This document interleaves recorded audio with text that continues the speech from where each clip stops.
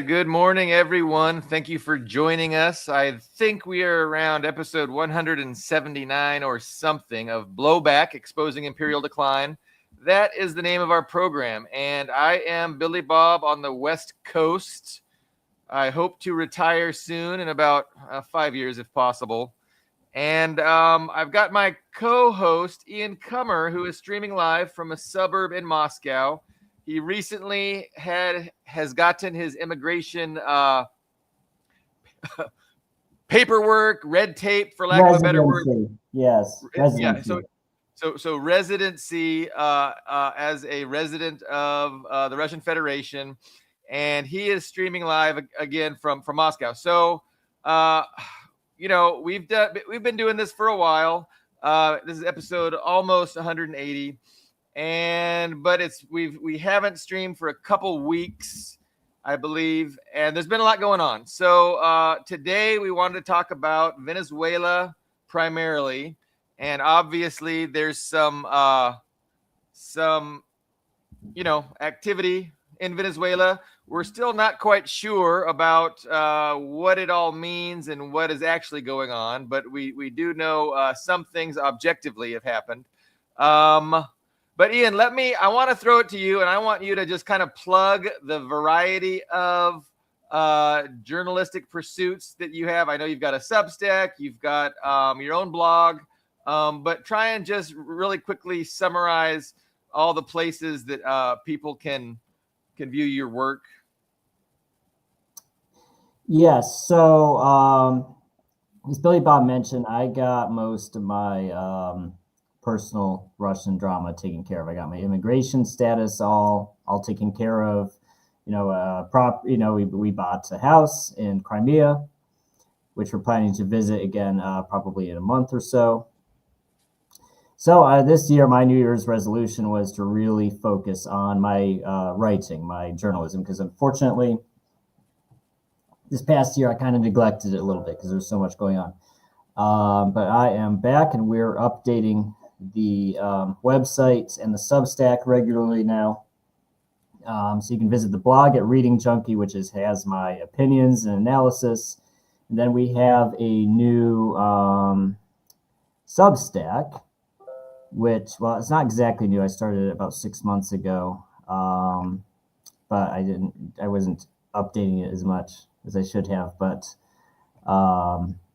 the Substack is dedicated to Russian media, and what that means is Russian language media. And what I do is I go through the Russian news, the actual Russian language news, because I came to realize, I'm sure this is true for every country's media, what they say in English and what's said in their own language are often very different, and they're often even completely different authors. So I realized it was useful to have these media summaries where I just link to a bunch of Russian news of what's going on right now, and to give my English reading audience an idea of what Russians are thinking and saying in the media. And I actually kind of wish more people did that. And not even just for Russia. Like, I'd be interested to see something from Poland or Japan, where there's just a summary, because a lot of people give their opinion. I think this, or I read in the media that they said this. There's a million pages like that, but there's really no neutral, just media summary of this is what is going on today. So in this one, I really focus. I talked about other things, but my main topic was the Russian reaction to Trump's attack on Caracas. I'm sure I'm butchering Caracas in Venezuela, and there was quite a bit of disappointment, and and people debating about it, because it was a very fast, under an hour.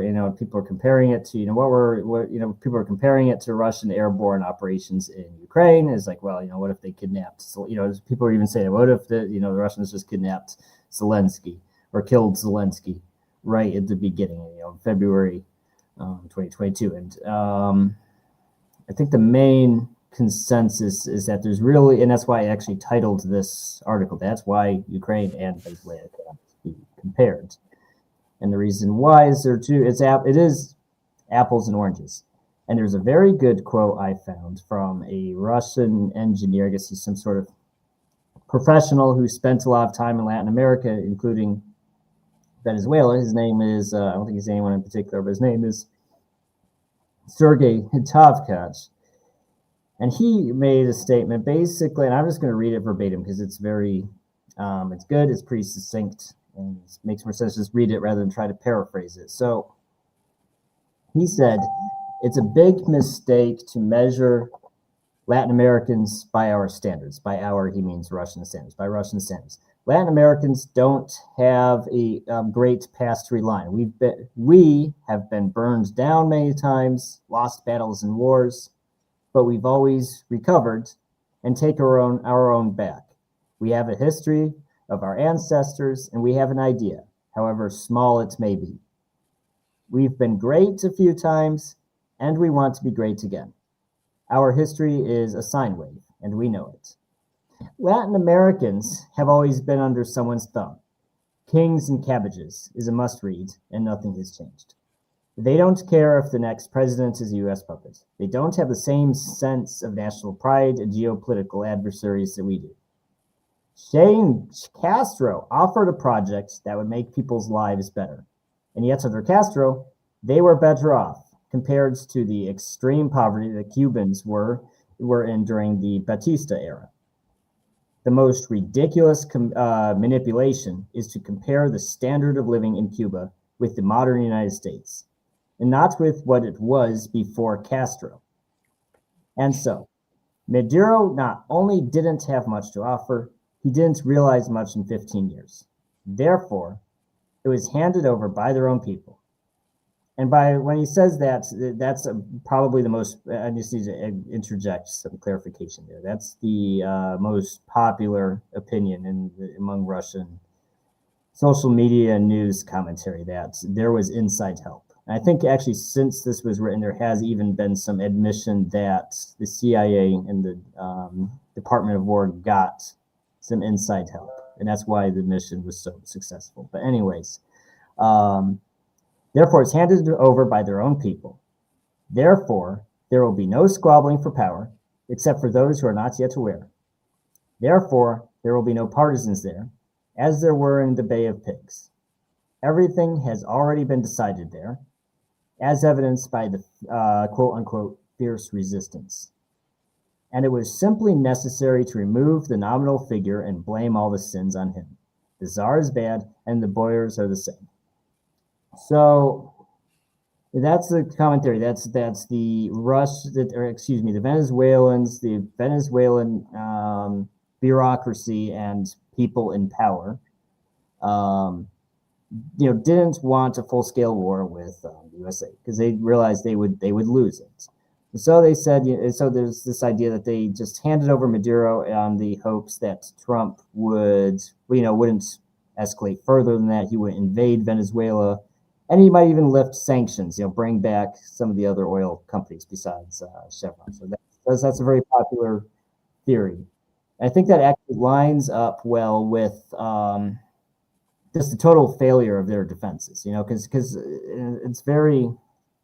But I think I want to focus first on the Bay of Pigs aspects. You mentioned the Bay of Pigs, and I think Cuba is a great analogy because Castro did do something that Maduro didn't. Castro took power in Cuba, and he actually really made it a better place. Like it was just without, people manipulate by comparing it to, Americans are so much better. Well, America is like one of the most powerful countries in the world. Of course, we have more stuff than Cubans do, which is an island. It's ridiculous comparison, but they don't compare it to Batista because, of course, Castro's Cuba is so much better than it was under Batista. It was a dictator, and it was just everybody except this handful of oligarchs were in power, and it was so much better after the revolution. And so, Kennedy sent in the CIA. The CIA sent in those counter-revolutionaries with American support. The assumption was people would be very passive. They wouldn't care because that's like this Russian author was saying. I'm going to stop sharing this window, but that's what this Russian author was saying. There's a stereotype of Latin Americans tend to be very passive about their government. They don't really care because they don't really feel like they have it, because it's a colonial past too. Because colonized people tend to not feel like they're, shareholders in their government. It's just like, whoever's in power, who cares? It's one dictator or different dictators, the French or the Spanish, who really cares which one of them it is. So they were expecting that with Cuba, but then there was this fierce resistance. And of course, that army they sent was not nearly enough. It was just captured immediately, and it was a huge embarrassment.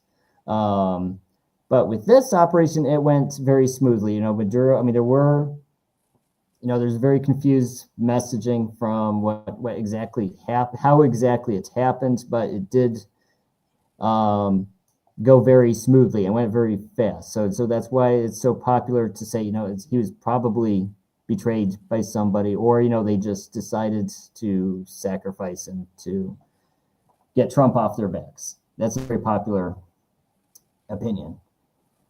And I think I wrote actually on Reading Junkie, and that's my other blog, by the way, Reading Junkie, if you navigate there. I wrote that the other day. I watched those videos of the helicopters.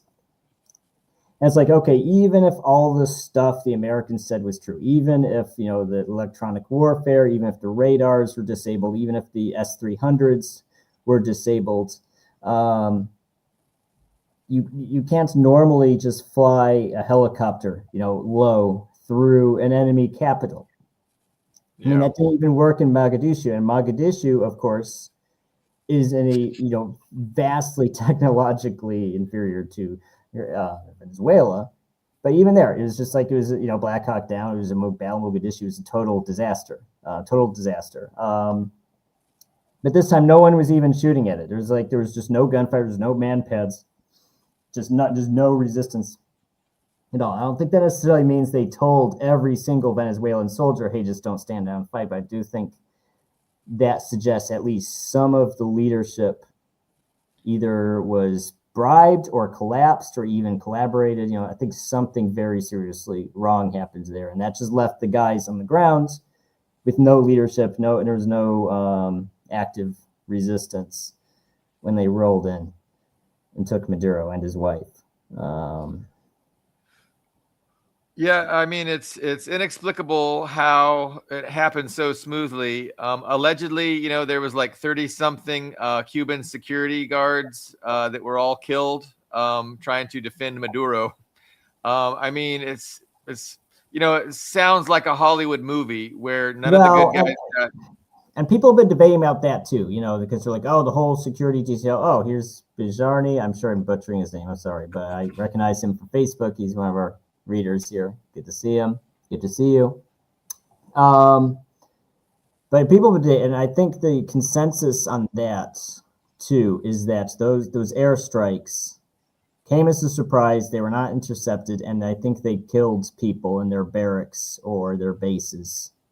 I think that's probably the large majority of the Cuban casualties, because you're right. It sounds like a Hollywood movie, go and kill 30 guys, like a video game. I don't buy that explanation. I do think the bombs are what killed most of those soldiers. Because there were Venezuelan casualties and there were Cuban casualties, and I think that's the most sensible explanation. What would have made more sense, if that is in fact what happened, is for the executive VP after she's sworn in to sound more conciliatory and more like surrendering to the U.S. And so because that would have all made sense. It would have been like, okay, well, they obviously got to the government that was below Maduro. They bought them off or got them, convinced them to stand down through threats or bribes. And then they were able to take out Maduro, and now they're going to, threaten and bribe and use that leverage against the current government to get what they want.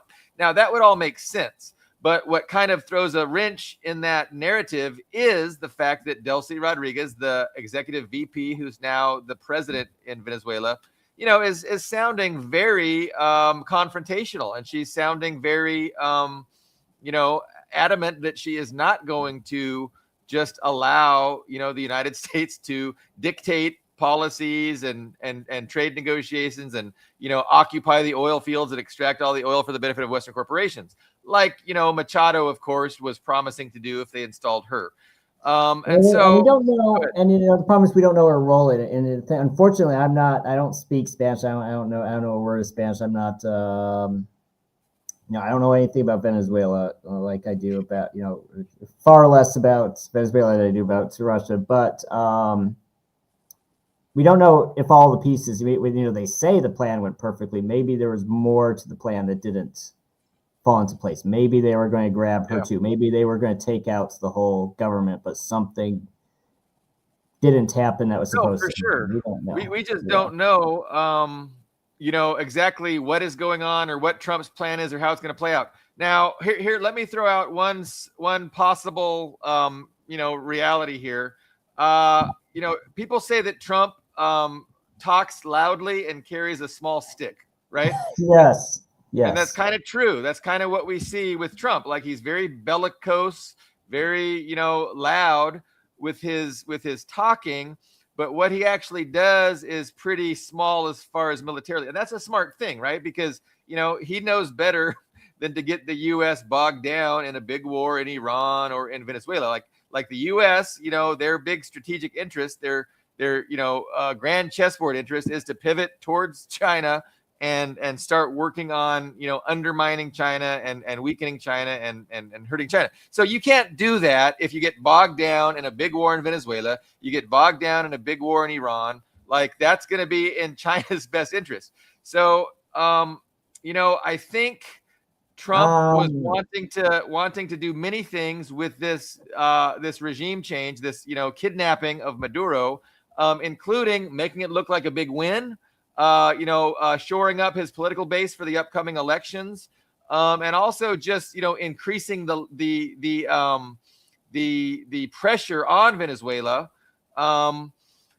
But, I don't think that what he did could, really actually is a regime change. And I don't think so far it's really done anything with a relationship to the natural resources in Venezuela. I mean, they're still controlled by the Bolivarian revolutionary government that Delcy Rodriguez definitely represents. Like, she's a legitimate heir to Chavez, to Maduro.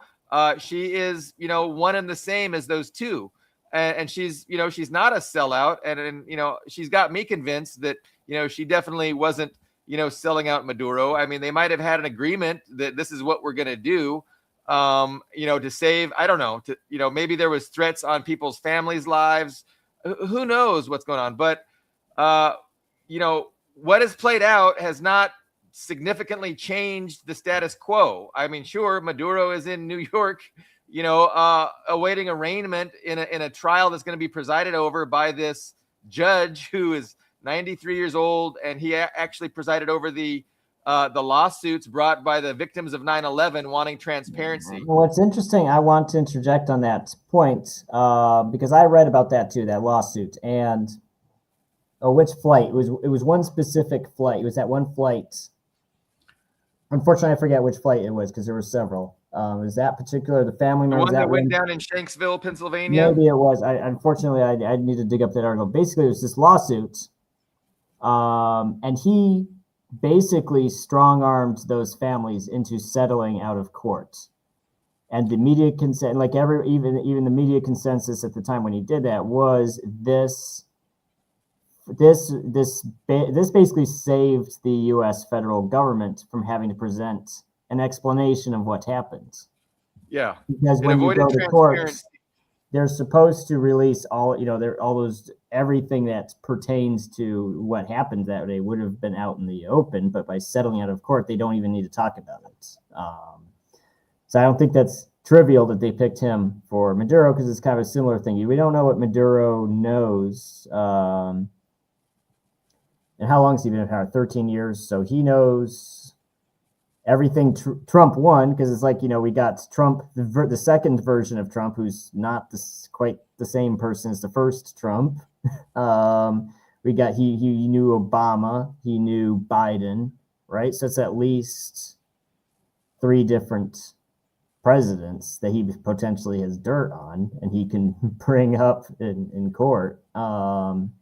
It's a very I think it's kind of, I mean, and on one hand, it's kind of interesting because a lot of people were bringing up like the Roman triumphs, where they would take a defeated enemy, parade them through Rome in chains. And I think even that's too complimentary a comparison. It's very juvenile to take a captured head of state and treat him like, like a runaway plantation. It's literally how they a slave ran away from your plantation, so you publicly humiliate him to teach the other slaves a lesson.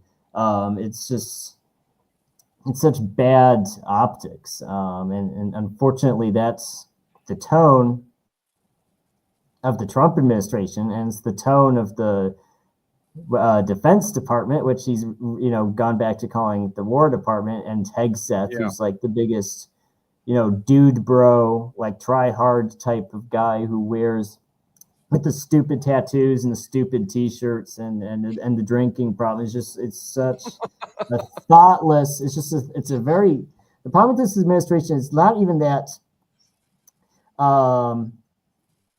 Even if you are in full alignment with what Trump, I know not everybody's in full alignment with Trump saying. I'm not in full alignment with what he's saying, but even if I understand his goals, I'm in full agreement with what he does. The issue is that they're so thoughtless about it. I think that's really what, I don't know what Trump knows, right? I wasn't there when they planned this thing, but to me, it was my decision, I would have, after taking Maduro out of the country and bringing him to New York, I would have just said, okay, he's the bad guy. He's the big villain in this story. We freed Venezuela from this evil dictator. We got him now. You're free from him. We're going to lift some sanctions. We're going to normalize relations. He could have been very reconciliatory. So even if, Venezuelan government was mad and wanted to, talk about how back Maduro even when he's captured. It would put them in an awkward position if Trump was just was very reconciliatory and just say, oh, we were ready to build relations with the new liberated Venezuela. I think that would have been a good game plan, because I'd put Venezuela in a very awkward position. It's like, okay, do we, when Trump extends his hands, do we accept it or do we bat it away? So that, but Trump did the opposite, and he basically rubbed it in their faces. Oh, we're controlling. And the thing about, like you said, it's talk big with talk loud with a small stick. He doesn't control Venezuela. There's no boots on the ground. They don't control. And if we want to compare it to Ukraine, it would be like kidnapping Zelensky and then saying, "Oh, we control Ukraine now." I was like, "No, you don't. You captured, that one guy. Right. I mean, everybody else who hates Russia and wants to fight Russia is still there. Obviously." Go ahead. Well, let me ask you. So I think President Trump probably has a lot of pressure on him to do things. And there's definitely a pressure on him to do something with Venezuela. Do you think using this small stick and doing what he did, Trump feels kind of, gives some red meat to some people and kind of pacifies some people who were breathing down his neck in a way that is going to be least, is going to, be the least damaging to him personally, because if he's concerned about, his own political legacy and his own political future, like he's interested in not getting bogged down in a Vietnam style, Venezuelan invasion where there's going to be, coffins coming home. So if he can have a PR victory, grabbing Maduro, no U.S. people died. I mean, it is like Hollywood-esque. Like, it could not have gone better for him. Now, what did it accomplish? Really nothing. But for Trump, it might have accomplished, taking some pressure off of him to do something, just like what he did with Iran. He's got a lot of pressure from the Zionists to invade Iran and regime change it. And so what he did with the 12-day war, he did very little, but it took some pressure off for a while, and he's like bought himself some time. I don't know. That's one way you could look at things. So it's a good comparison what you made. So I think in particular the part of that war between that feud, I'm not even sure. Well, that feud between Israel and Iran, that Trump. Well, I think the issue was that Israel had been hurt. I don't think they've ever been hurt that bad in their history. And I don't think they were expecting Iran to hurt them that bad, and that's why they really cracked down on anyone trying to share video or photos of the damage. I do think they were very surprised by how bad Iran hurt them. I don't mean they crippled them or they devastated Israel, but they were very surprised by how much damage that Iranian retaliatory strike did. And Trump resolved that in a way that's very shady. And, again, a lot of people suspect that he had arranged this tit for tat. Okay, we are going to hit you, we're going to punch you, and then you can punch us back, and that's going to be the end of it. And that's basically what happened, which is very shady, especially because and it was very similar to how the Venezuela is being portrayed. Because remember when they dropped those gravity bombs, which I thought was very strange. They weren't even missiles. They were gravity bombs by these stealth bombers. So you expect me these big old planes flew into the middle of Iran, dropped bombs, flew out, 0 casualties, and they supposedly annihilated. Trump was talking about they annihilated Iran's nuclear program, and then a lot of people afterwards are kind of saying, well, you know what? It's debatable if it damaged it at all. They're not even sure it penetrated the bunkers. What did it hit? We don't really. And they were given warning. They took out all their fissile material. Right. So it's one of those. It was a big media spectacle. I think it bailed out. I think more than anyone, besides making Trump look like a big tough guy to his base, it really bailed out Israel, because I think if Israel was in a position where they were humiliated. But we had this big America strong moment, and it saved Israel from being one-upped by this country they've spent so long saying is inferior to them. Now, to compare that with Venezuela, I think is very interesting, because if you look at from an operational risk management or an organizational risk management perspective, right? If you're planning, you're at your job planning something, you're okay, so you have, I've seen some numbers around. So let's say 35 special Delta Force guys, and let's say 50, not even counting the other pilots, because there's supposedly 150 planes involved. Let's say there's 100 people in total, and not to mention it's not just anti-air assets. We have to think about anti-ship missiles. Let's say they shot some missiles at our ships. They saw this attack coming. They didn't just shoot at the planes. They shot at all those ships we have floating around in the Caribbean, right? So there's, it was very, it's just, think of it from the perspective as okay, we have this plan. If it goes perfectly, then we'll have 0 casualties. But if there's one mistake, one single mistake, there's an S-300 that doesn't get taken offline. Just think of all the possible things that could go wrong. If one thing goes wrong, then you have 30 or 50 or 100 dead American soldiers. And, I don't think we've had casualties like that since the second Battle of Fallujah, which was, I think, 2005. 20 years since we've had, I think that'd be political suicide for Trump. If he did without congressional approval, just unilaterally did an operation, and it was like the Iranian hostage crisis, which was a total failure and humiliating for Carter. That could have happened. So, which just makes me cautious to be overly critical of Trump, because I think they knew some things that you and I can't know, right? Because there's clearly some assurances here that wouldn't be another Iranian hostage crisis where the mission completely fails, helicopters are destroyed, people are killed, our people are killed. There's some kind of assurance that wasn't going to happen, that Trump has had and we can't know for sure because we were not in on those conversations. Now, I do think the way things stand right now, this was very good for his base. Like, I go on social media and I see, like, I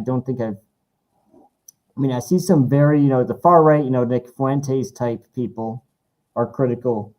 But even Nick Fuentes himself wasn't critical. He was praising Trump, which was surprising. It's just so it seems like across the boards, the people who matter are supporting him. It's interesting because I see it's very strange to me because I see a lot of media, centrist media and left-leaning media, CNN, the usual suspects, CNN and all these different guys kind of saying like it was this outrageous thing. And like there wasn't a consensus, the majority of Americans are against it. Well, I don't think that's actually true. I think the people who like Trump, because people who hate Trump are against him invading in Venezuela. Well, who cares? It's not like those people are going to vote for Trump to begin with. Their opinion doesn't. I mean, honestly, their opinion doesn't matter. The people whose opinion, what will screw Trump and what will screw MAGA in the midterms is if their supporters stay home. It's like, you know what? Inflation sucks. The job market isn't better. Just, he hasn't fulfilled his immigration promises. It's just he's a big disappointment. I'm not going to bother voting. That will screw them in the midterms because they also are very, riled up Democrats, riled up liberals, riled up leftists, ready to go out and vote.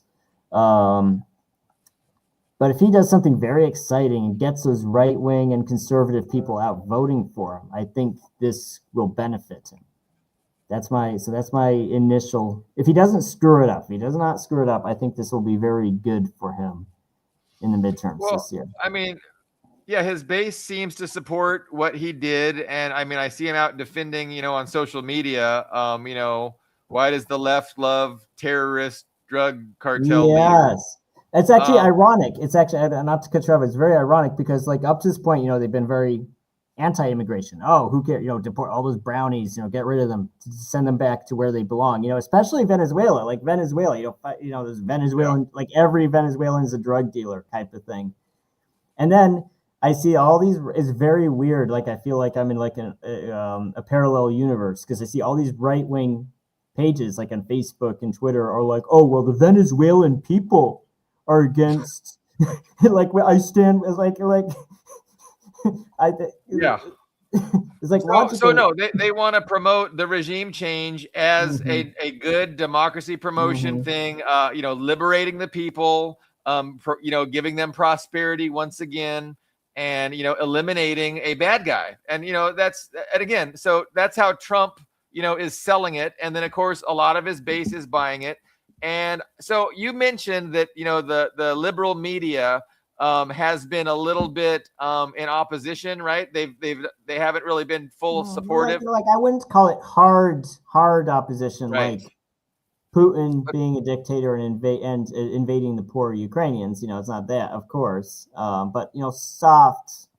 Trump shouldn't have done it. From a partisan perspective. And okay, so this is the main point I wanted to make on today's program, was just to point out how the left, I shouldn't say left, the Democratic, response to this is to say, what Trump did was hypocritical, and now Russia is going to think that they can do the same thing to Ukraine, and China is going to think they can do the same thing to Taiwan.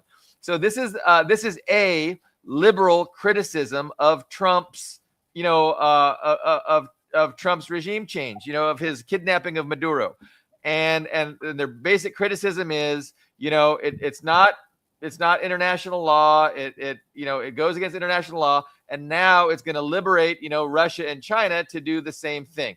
But I just want to push back on that entire thinking. First of all, when I talk about liberalism, it's big L liberalism. And again, there's all kinds of liberals. There's conservative liberals, there's liberal liberals, there's democratic liberals, there's Republican liberals, there's pro-war liberals, there's pro-imperialist liberals, there's anti-imperialist liberals who pretend to be anti-imperialist.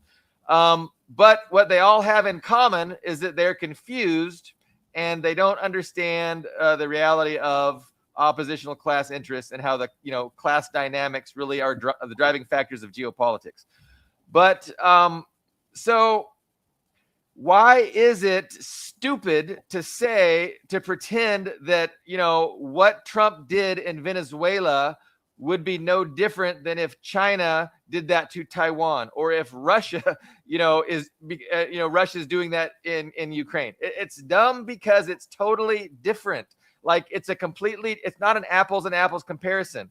What the United States would like to do in Venezuela is to overthrow the government, put in a puppet regime that will help the United States extract and control that oil, and for a number of geopolitical reasons. Number one, to keep China from taking it, from having access to it, but also, for the Western corporations to profit from it.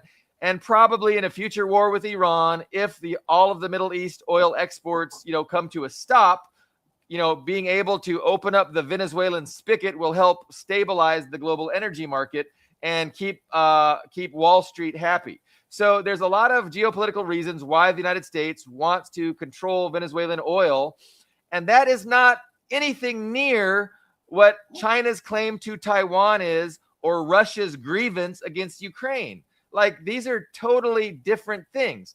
And so, and in each one, the U.S. is the one that is to blame, because it's the U.S. that tried to weaponize Ukraine against Russia in the hopes of regime change in Russia, balkanizing Russia, and turning it into 5 or 6 little statelets that can then be dominated by the United States. So it's the United States doing things in Ukraine that has resulted in Putin's necessary action, his necessary military action. So again, liberals just don't have a clue. And when they, just mindlessly assert that what Trump did in Venezuela is going to, green light and allow China to do, quote unquote, the same thing, I just push back on that same thing, because it's not the same thing, because Taiwan is China. Taiwan is part of China. And if China feels it's necessary to demonstrate that fact with a military operation, that is totally different than invading another sovereign country to take their fucking oil. Like, that is not the same thing, you stupid liberals. Well, yeah, and I want to emphasize that in general, if you're, it's a normal person, you're not a political pundit or anybody in particular. You're just an average person who's living your life, going to your job, raising your family. And you see in the news that these two faraway countries, bordering countries that you don't know much about, you just know there's these two countries that border each other, and they have a war. Well, your first thought should be, well, okay, when there are two countries that share a border and have these intermixing of people and culture and affairs, you can understand that, there's things that can go wrong. There can be legitimate reasons that both sides are upset with each other enough to have a war over it, right? But I mean, that's common sense, right? That's common sense. Like, even when there's a dispute, like two kids at school get into a fight, you're like, okay, there's the kid who started it, but you can kind of understand that blame can be shared, right? It's very rare when you get into a fight that was all just one person. I mean, sometimes it is, but it's usually not just one person aggressing. So you're giving credence to conventional liberal wisdom. Well, let me finish though. So you're like, okay, so you can say, okay, this kid at school, these two kids get into a fight. You're like, okay, you say, okay, you can even say this kid is 40% responsible, and this kid was a little bit more aggressive, so he gets 60% of the blame. And I think that applies to most wars. I think it's common sense to be like, well, I don't know what's going on here. I'm not going to immediately assume one side's the good guy and one side's the bad guy. But the problem is that the media, that's how we present it. It's like, oh, this side, we said this side is the bad guy and this side is the good guy because we told you so. So this evil bad guy who wants to throw babies out of incubators, right? And I didn't realize this until I was an adult. But even Saddam Hussein, who's like probably one of the most demonized, like almost as demonized as Hitler, if you really think about it. He's just not as powerful as Hitler, but he's demonized almost as much as Hitler. Um, if you look at what caused that dispute between Iraq and Kuwait, well, in the Cold War, the USA was undermining OPEC by Kuwait creating a glut because the Soviet Union in the 1970s was really investing in their oil, exploiting their oil reserves. But Russia's oil is heavier oil. It's harder to get to. It will never be as cheap as what the Middle East can produce. So what the USA was doing was telling Kuwait, hey, just pump as much oil as you want, keep those prices down. That hurts the Soviet Union. Well, the problem was that it also hurts the other OPEC members. Saddam was getting incredibly pissed about that. It's like, because OPEC has quotas. When you join OPEC, you have a quota. You're not supposed to go over the quota. And Kuwait was just habitually going over the quota.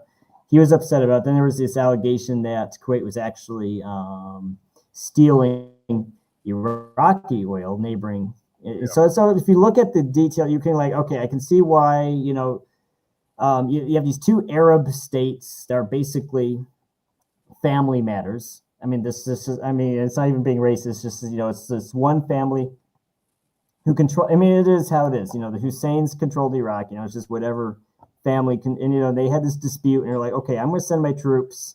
I'm going to teach them a lesson. But then when he did that, the USA made it sound like he was the next Hitler, the next Holocaust. He's throwing babies out of incubators and caused this huge moral panic. And the problem with moral panic is that moral panics kill people, right? Because if the USA had done nothing, they did kill some people. There were some bad things that happened in the Iraqi invasion.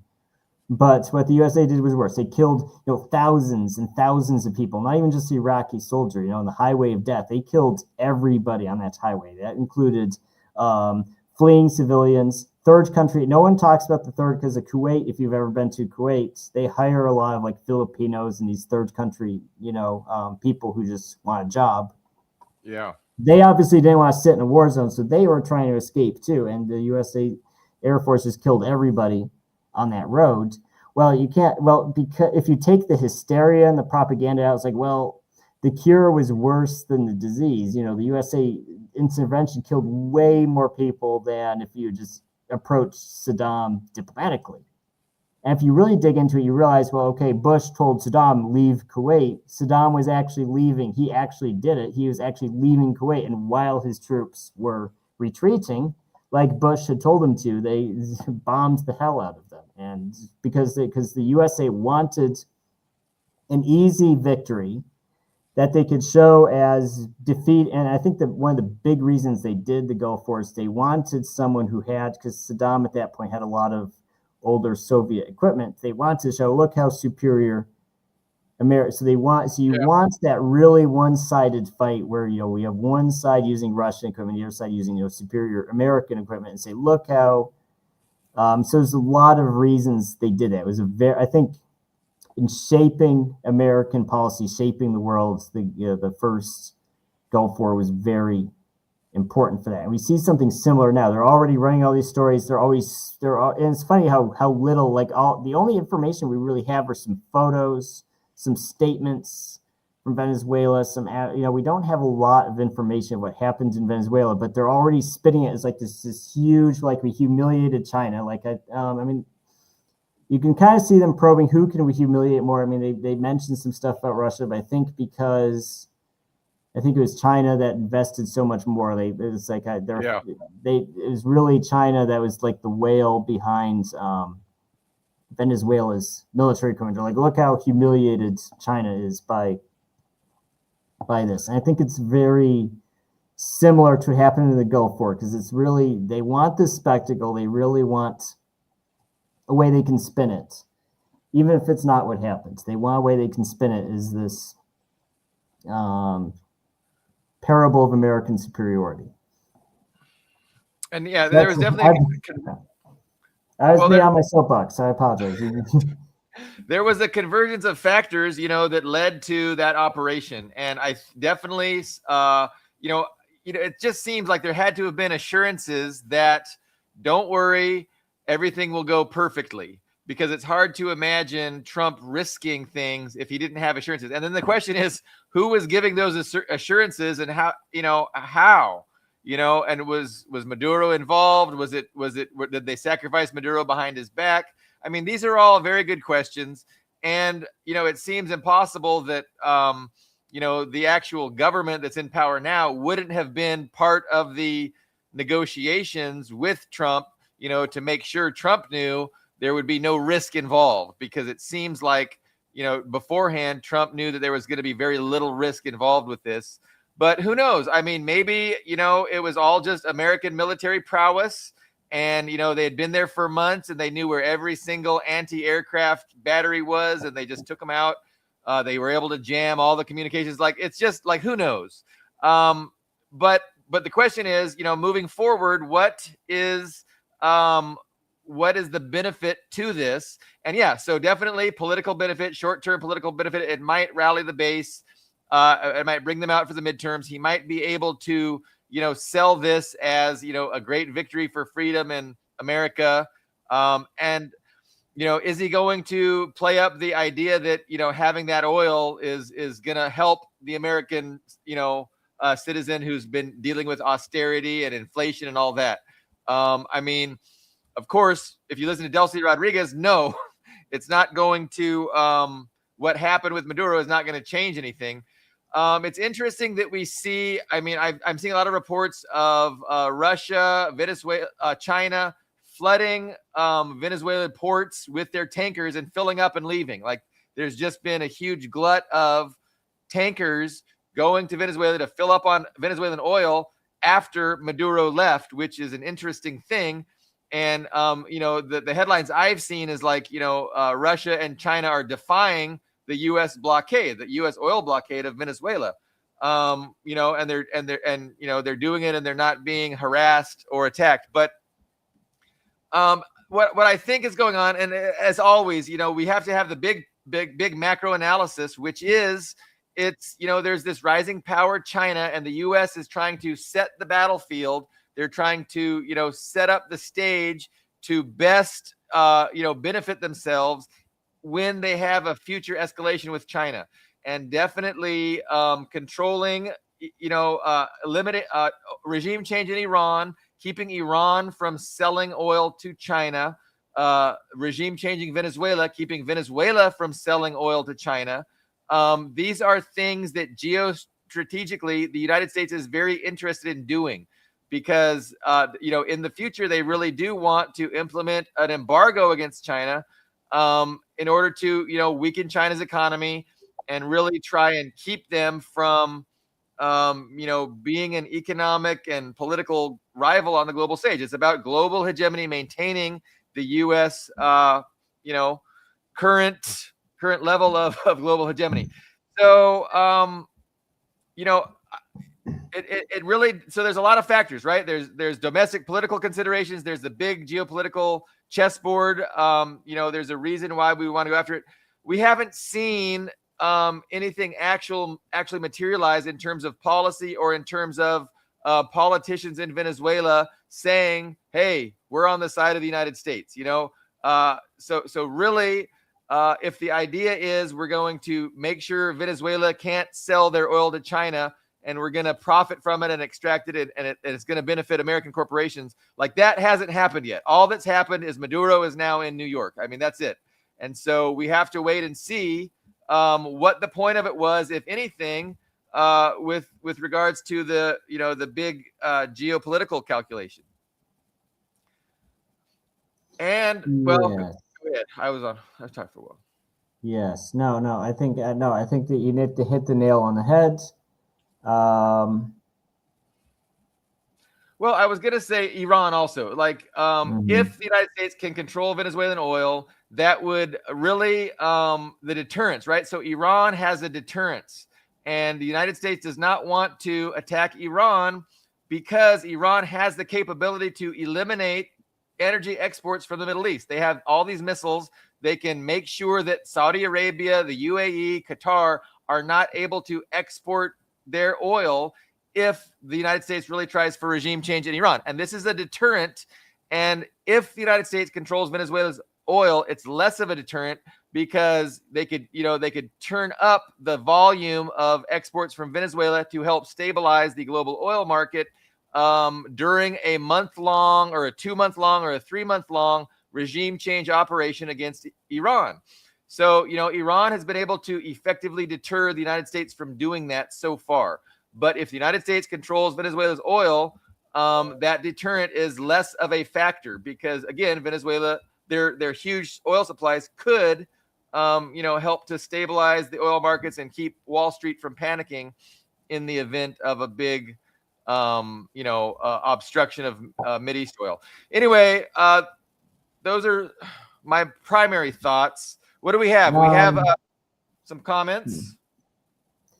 Well, I don't know because, yeah. So Patrick's is Patrick who's commenting on YouTube. He doesn't really think Trump really wants to invest billions to extract Venezuelan oil.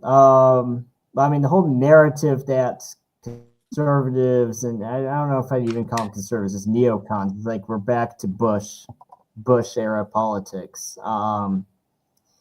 The whole narrative is that the Venezuelan communists, evil, bad commies, stole American infrastructure when they nationalized oil. Yeah. Which, I don't know. It's difficult to say. I think what you said is true. I think Trump needs to follow up because because what month of November, right? The midterm elections, are they November again?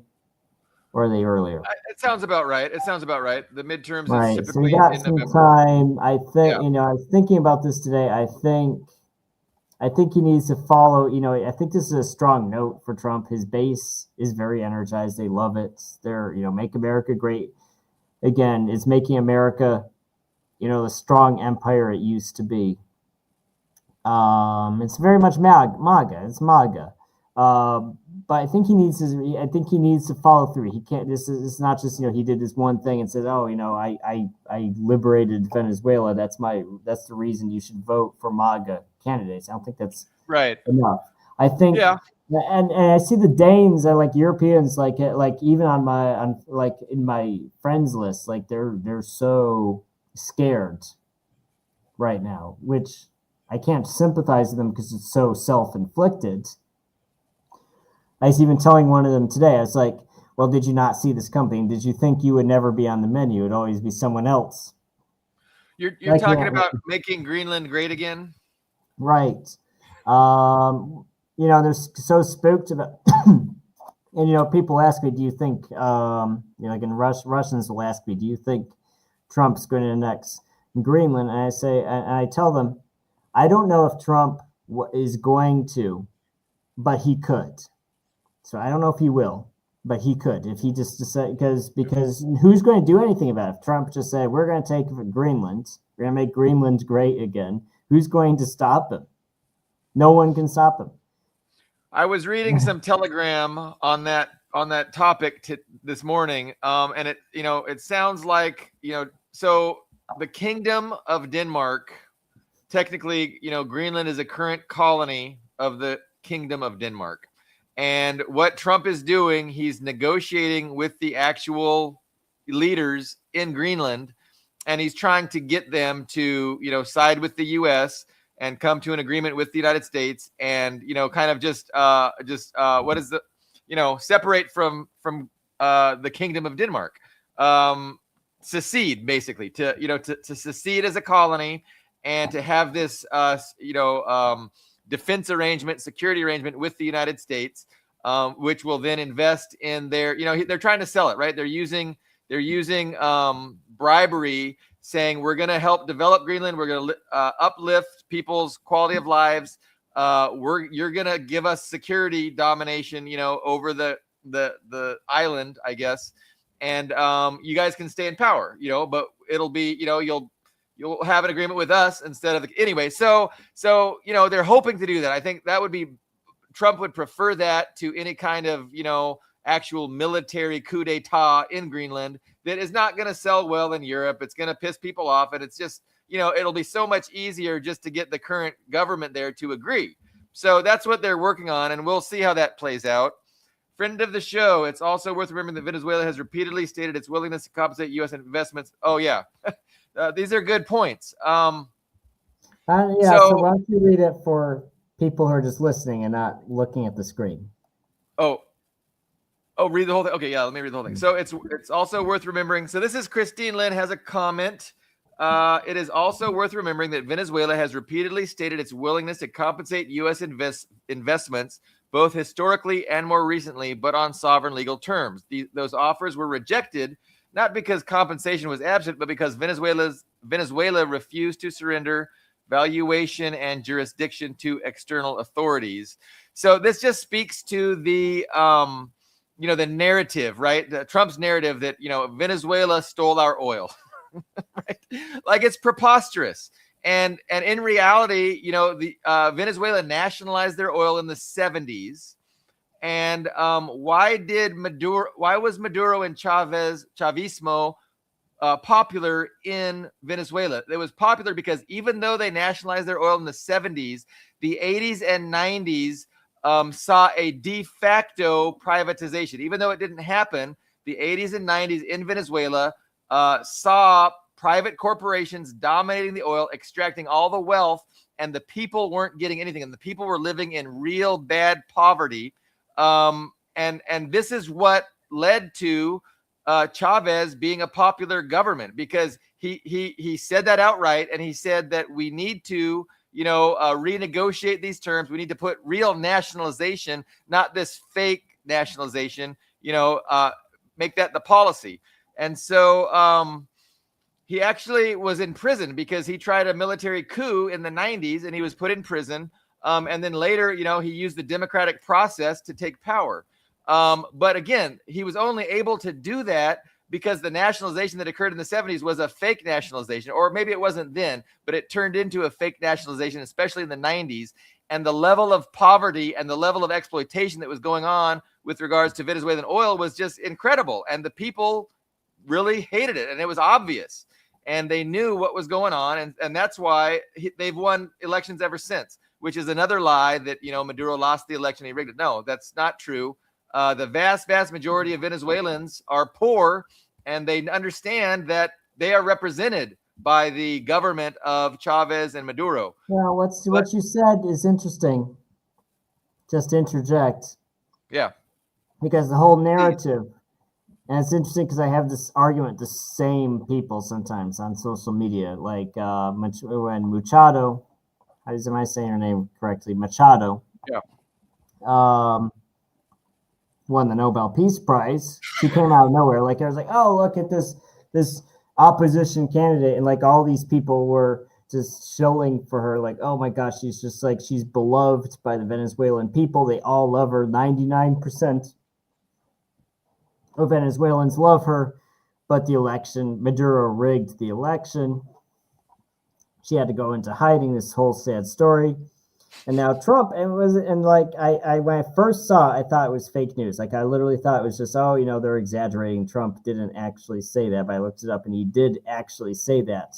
People ask him, well, is she going to be the next president of Venezuela? And it was Trump. We said, well, Machado doesn't have support of the people. He literally, word for word. Well, that's word for word. That's why I thought it was it was fake news. He couldn't have said that, but he did actually say that. It's like, she doesn't have the support of the people. It's like, I thought she was like the legitimate winner of the election. Now you're telling me she doesn't have even there's the exact. But you notice that he didn't feel comfortable saying that until after his big military operation. And it's like, only Nixon could go to China and end that embargo. And only Trump could say that after he goes and, kidnaps Maduro.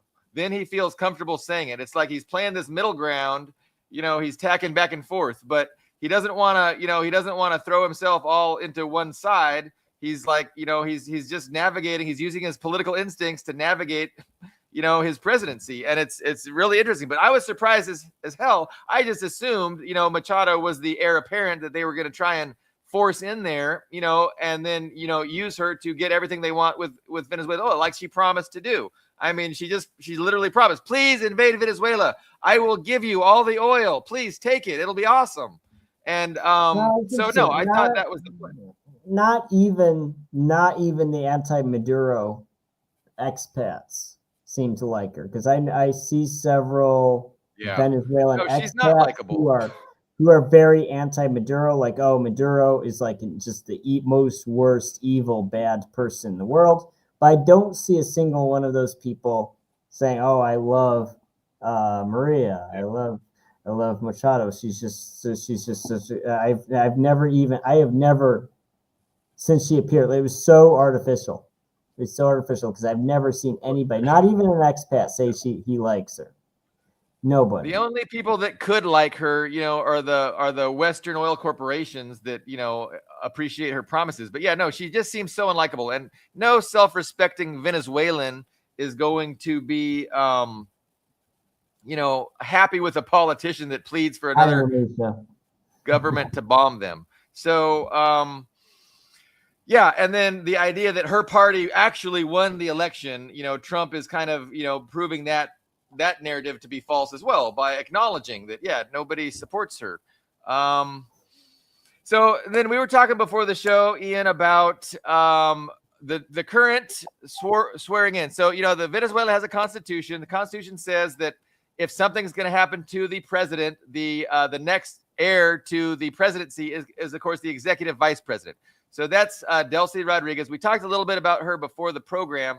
So, but we were mentioning that her father was essentially killed in police custody, probably in the late 80s or early 90s, I'm guessing, when it was Corina Machado's government that was in power. So there is definitely, a political divide in, Venezuela. And of course, it falls upon class lines, right? So you've got, the representatives of the masses of the Venezuelan people, and then you have the government that represents the wealthy elites, who are happy to not invest any of the oil resources in the poor people, right? They want it for themselves, and they're happy to share the bulk of it with the West. That's how imperialism works. That's how, neocolonialism works, where you put in power a puppet class of people who are happy to facilitate the exploitation and the extraction of wealth for the benefit of a foreign power. And Machado definitely represents that class and that government, and it was in power. It was in power in the 80s and 90s. And Delcy Rodriguez, her father, was a revolutionary who opposed that, wanted to put in a government of, for, and by the people. And, he was arrested and then killed in police custody. So that's an important aspect. And that's why I say that, Delcy Rodriguez is a legit, heir to the Bolivarian Revolution. And I'm glad that she's in power. And I appreciate the things that she's saying and the stance and the position that she's taking with regards to this, this Trump kidnapping of Maduro. And so, again, it remains to be seen what Trump hopes to accomplish. I think he definitely did relieve some pressure. If there was a pressure building up on him to do something, he used his little stick. He did something big, aesthetically big, right? Like to the eye, it's big, but in reality, it's nothing. Nothing's changed. And so we just got to see how that's going to play out. I want to address what Patrick, if Patrick is still with us and still listening, we said a little bit earlier. And Patrick's comments earlier was, it's almost like Trump is embracing multipolarity to some degree, ceding influence across the pond to build up more regional power. And it's the Democrats who almost seem more hell-bent on unipolarity. I think that's true to an extent. So both publicly available and private, information sources that I have seen since even before Trump took office, even when his administration, even before he swore in, those people were building his policy in the State Department and the Department of Defense at the time. I don't remember the exact quote verbatim, but basically their exact mission statement was to stop placating this collective interest, this collective identity, because Democrats, like Patrick was saying, really embrace this collective identity, like with Europe.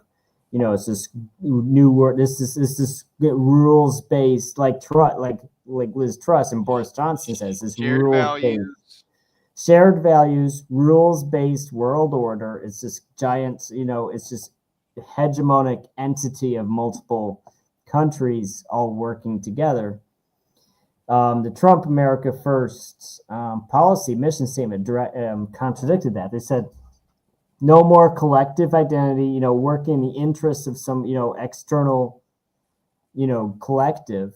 Yeah. Just America First was good for the USA. So I think they've not exactly adhered to that because they like Israel a little too much, but it's a separate topic of discussion. But in the context of Venezuela and Greenland, it makes sense. It's like, we don't care about NATO. We don't care about Europe. Screw those guys. What's good for the USA? What's good for American hegemony? So I sort of agree with Patrick, but at the same time, I don't. They would like to hold on to the whole world if they can. Yeah. It's just, it might seem different from what the Democrats are doing because Democrats are so invested. I think it's really because Europeans really kiss the boots of Democrats. Like Obama. Obama is not. When did Obama leave office? 2016, right? Yes. 2016.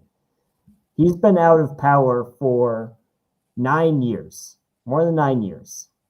And he still goes to Europe, and they just treat him like he's just the emperor. He's just he's just the king of the universe.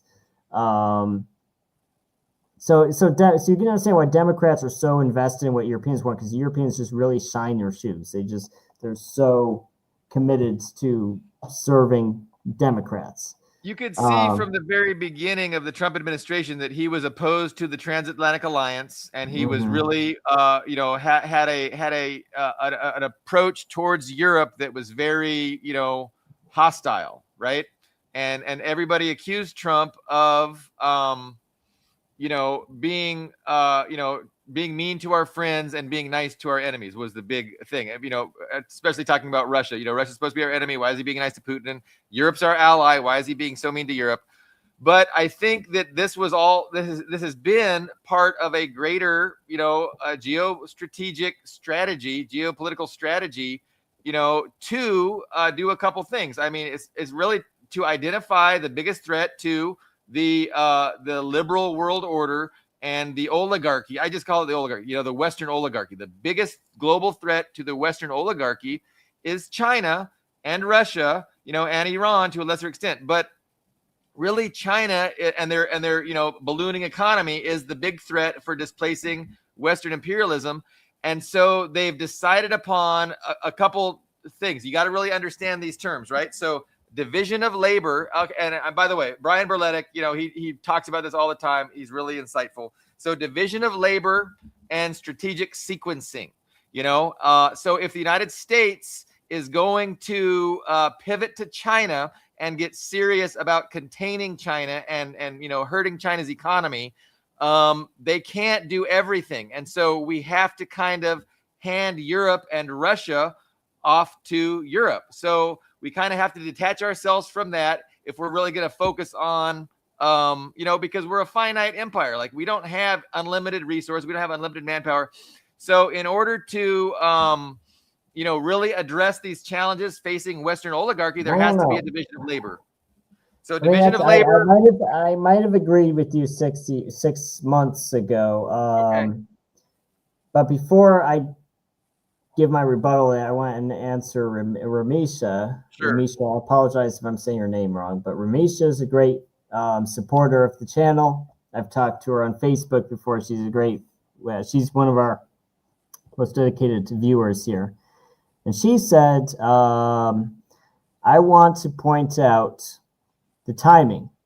And she wonders if when the Epstein files were Yeah. declassified, and that's when Trump attacked Venezuela. So I've heard that theory, as I think that's a good question.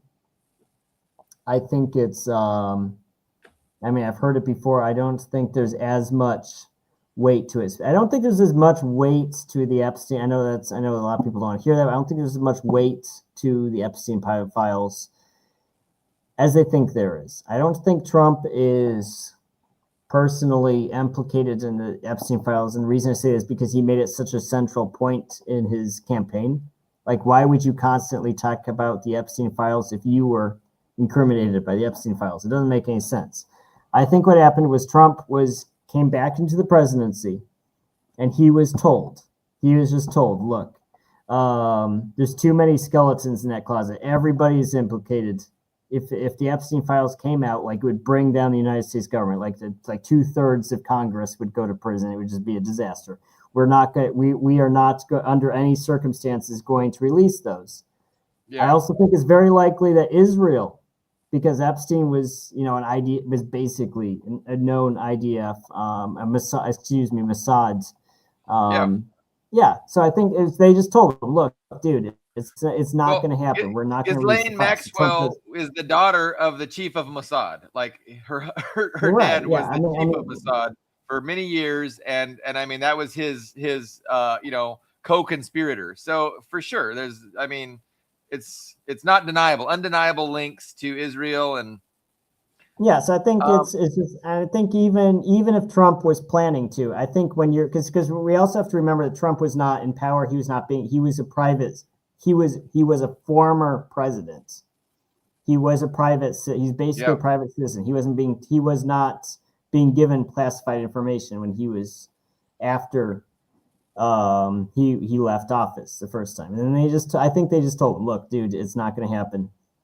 And he didn't have a choice. He wasn't personally implicated, but he didn't have a choice because both Republicans and Democrats are so heavily implicated, they can't. And so I don't think Venezuela, I just want to finish that. I don't think Venezuela had anything to do with that. I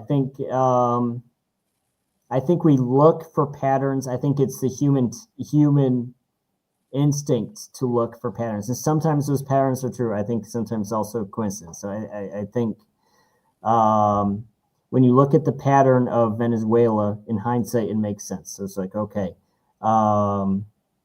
I can see the buildup leading up to that strike, and the day it happened. Okay, look, okay, I can see how that's happened. I don't think it's directly related to the Epstein files, but it does strengthen Trump's position because he was not doing so good. The economy's not been doing so good. The stock market's not been going so good. A lot of people are asking questions about silver and gold. Why are those prices going through the roof? Why is the dollar shit? Because I know this as an American who lives in Russia, who gets paid in dollars because I get a military pension. So I get paid. I don't get paid in rubles. Like Putin doesn't pay me. I know people on Facebook all think Putin pays me. I'm best friends with Putin. But I get paid in dollars. The U.S. government gives me my pension every month in dollars. And my pension is worth probably 25 to 30% less than it did a year ago. Is that extreme? Right, yeah. So is that I had no idea. That's a lot.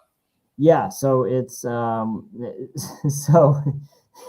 I think it came to the point where Trump needed to do something, because if I was a Republican still living in the USA and still voting, because I didn't vote in the last election, I could have gone to the embassy and voted for Trump or Biden or Harris or whoever. I didn't care enough. But if I was a Republican conservative living in the USA who wanted America first, who wanted, deportations and all this other crap that Trump talks about, I wouldn't be excited. I'd be like, well, he's been very disappointing.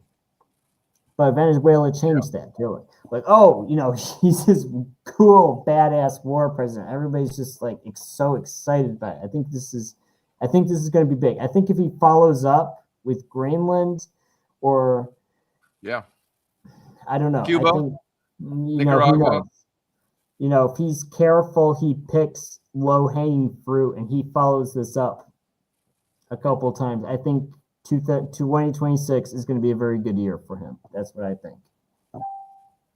I don't So know if you you disagree with think it is that. a pretty big PR victory. I think it's a huge PR victory. And I know if you just look at the news, and I was telling you this earlier in the show, if you just look at the news, they're just like, they're demonizing Trump and they're like, oh, it's super unpopular. Everybody stands with Venezuela. I think those people are full of shit saying that.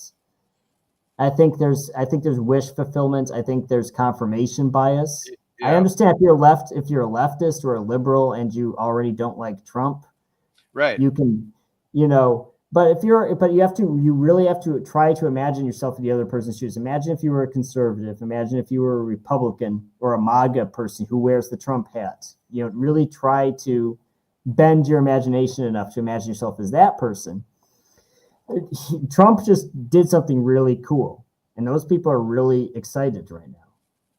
They're extremely excited. I think they're abandoning their reason a little bit. Like they're kind of contradicting themselves. Well, okay, I thought you didn't like Venezuelans. I thought you wanted to deport them all. Now you're saying we're freeing. They're talking about the Venezuela. Well, I talked to Venezuelans in Miami, and they all love, that Trump arrested Maduro. Well, I thought those guys were all drug dealers, and you hated those guys. You wanted to deport them back to Venezuela. Well, the point is, Trump really excited those people. It was a huge PR victory. Yeah, and so we'll have to wait to see if it's any other kind of victory, right? It's still unclear. It seems that as far as victories go, the only kind of victory it is a PR victory. As far as material relations with the resources of Venezuela. Because nothing really seems to have changed yet. And again, it's the same government in power. And, despite claims to the contrary, Maduro wasn't a dictator. He was the head, he had a position in a government, and that position has been filled by somebody else. So it's, it remains to be seen. Latino Hitler. What are you talking about? He was like Hitler with more dance moves, with a better salsa Hitler. He was like salsa Hitler. Salsa Hitler. So Ian, what else? We've been going a good hour and 15 minutes. I think we've done a good job on this particular topic. Before all the sugar runs out of my blood, is there anything else we want to Yes. So our viewers. So at the beginning of the show, we were bringing up my Substack, and we were talking about how Billy Bob and I are terrible at marketing ourselves. Like we'll talk about other people. We'll never market our own websites or our own products. But I want to bring up that I started an Amazon affiliation. So if you go on Substack, my Substack, or if you go on readingjunkie.com, there is an Amazon web banner. And if you buy your next, you do your next Amazon shopping spree on just click through that web banner, buy, which, just go to the normal Amazon store. It will give me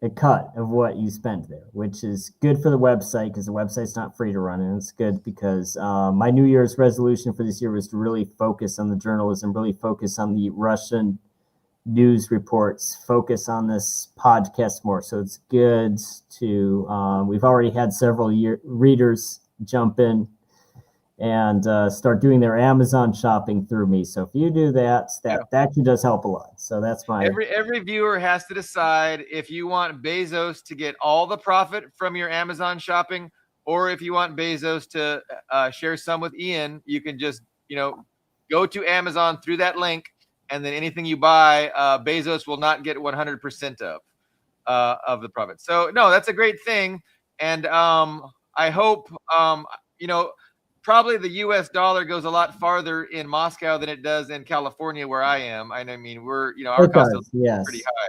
So every little bit, I'm sure, helps. But I encourage people to do that. And it's, I shop on Amazon constantly. And so, I mean, so you need to practice what you preach also. No, exactly. I do. And I will. Anything else, Ian? No, I think if unless our viewers, our dedicated viewers, have any remaining questions, we'll give them a few seconds. We got Ramisha, we got Christine. I haven't seen any new comments from. I just don't want to cut them out. I know your blood sugar is on the clock, Yeah. Well, but how is Spaz? I haven't heard from Spaz. well, so Spaz is, for those of you who don't know, Spaz is he's a Beagle and Jack Russell Terrier mix. He's very energetic. And I got him when I was in America, when I was living in Iowa. I actually got him there when he was a puppy. So I have spent his entire life. We've spent his entire life together. He is 8 years old. When I moved to Russia, I left him with some friends, and then I came back for him. I went through all this paperwork and all this bureaucracy to put him on the plane and take him to Russia. So he lives here with me. And I have him locked in the other room just so we wouldn't be distracted. In fact, Spaz. Everybody can meet the real start of the show. This is our guy. And where is Spaz's partner? Oh, the cats. So we Yeah. have the Russian cat, Pusha. I don't know where he is. Okay. Right now. He is probably. Well, yeah, no, sleeping they in are the corner highlights. somewhere. They are. That's really why everyone tunes in. Patrick, you mentioned the ACP. So no, I thank you for mentioning ACP. I am, I hope to have some ACP representatives on maybe next week. And so I'm really looking forward to that. I do appreciate their party program. And so, thanks for bringing that up. And like I said, I think Tuesday, I'm hoping to invite a couple representatives on to discuss current events and also what the party's doing in the United States. But with that, let us adjourn, and then maybe we'll reconvene on Friday, but we might just wait until Tuesday. Me and Ian will talk about that. Okay, Ian? All right, sounds good. Sounds like a plan. I'm sorry, meeting on Friday. Are we doing a meeting on Friday, or was that with the Christine show? No, so Christine, okay, yeah, me and Christine do every other Friday. So this is our off Friday. So we can convene a show if we want. We're going to discuss that post show. And then if not Friday, we'll reconvene Tuesday. But we might reconvene Friday if we want to. So with that, everyone, thank you so much. And we will see you later.